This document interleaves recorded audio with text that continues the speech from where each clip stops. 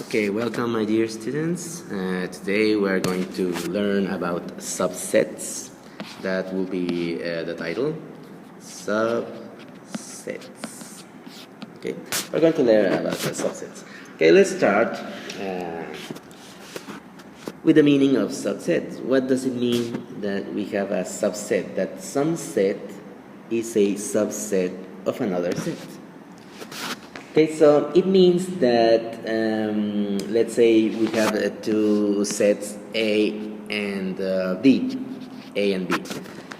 What it means is that A is a subset of B if every element in A is also in B. Okay, that's what a subset means. We can say that A is a subset of B, again, if every element in A is contained in V. Okay, an example, as we always do.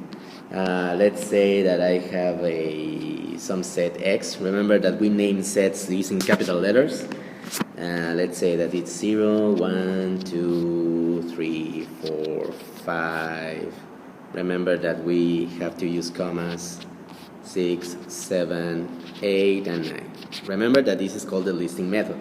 Okay, I'm listing all the elements in that set X. Okay, 0, 1, 2, 3, 4, 5, 6, 7, 8, 9. They are the digits, remember? The numbers that appear in your calculators, etc.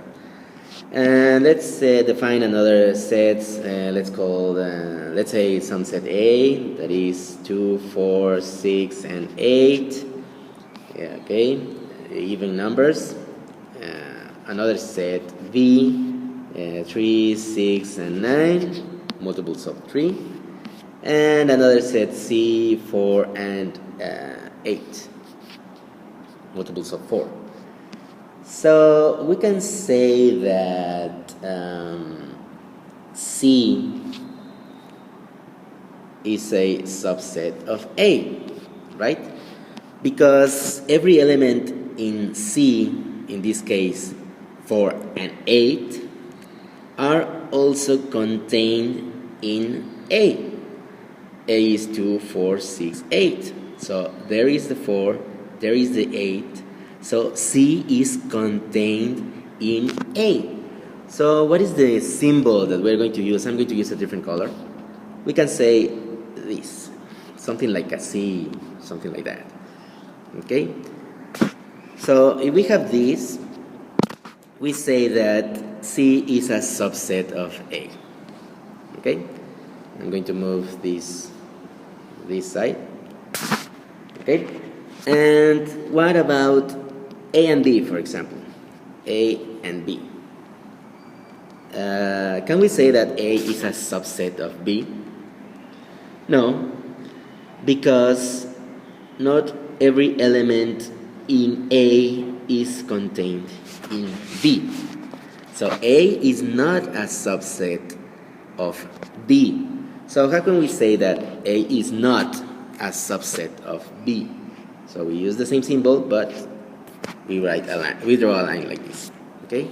That means that A is not a subset of B.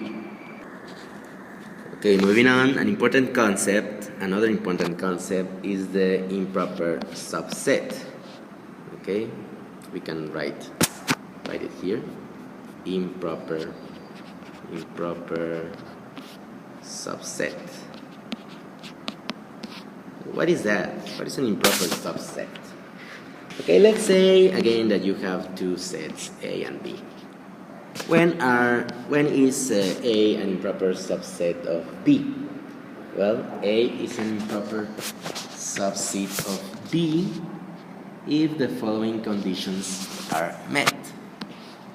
That A is a subset of B and V is a subset of A.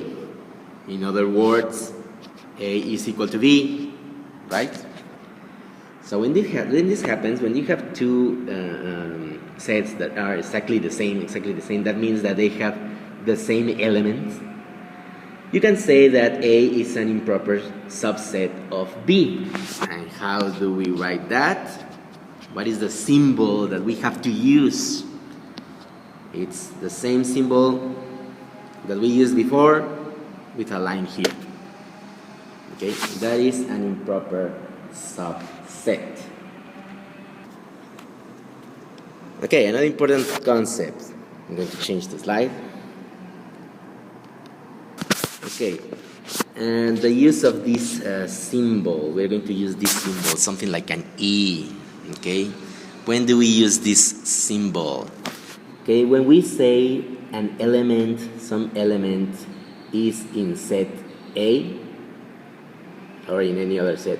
When we say that any element is in any set, some set, we use this symbol to show it. Okay? And if something is not in some given set, if something is not an element of the set, we use this symbol. Okay? An example. Let's say we have a set A that is 1, 2, 3. Again, the listing method, I'm using capital letters, I'm using braces, and I'm using commas, okay, to list the elements. Okay, that is the notation, that is what you have to use, the symbols that you have to use. Okay, so we have this set, 1, 2, 3. And we have 1, okay, we can say that 1 is an element of A, right? We can say that. We can say that because here it is. 1 is an element of A, contained in A. So we can say that. But what about 5? Can we say that 5 is an element of A? No, because A just contains 1, 2, and 3, not 5. So 5 is not an element contained in A. So we have to use this symbol. Okay, because 5 is not an element of A. So it's easy, right?